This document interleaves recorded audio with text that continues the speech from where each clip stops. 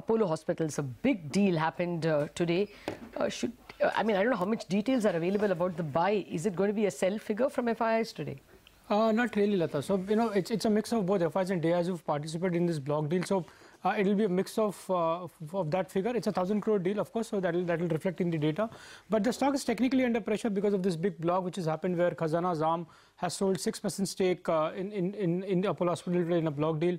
I was very clear in the beginning itself that the book was covered 1x, so it was supposed to happen in the very first few minutes of the day, and actually it has happened.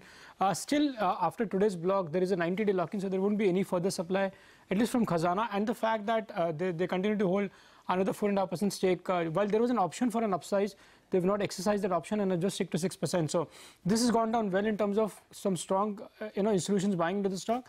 But I guess the stock is down 5% simply because there was a 4.5% discount which was offered to the investors in this block deal. And remember, this is a very illiquid stock, so to speak, because between the promoters and institutions, almost 80% is blocked. So there is hardly any float for such a stock, and that's why there was strong demand both from domestic and from global investors.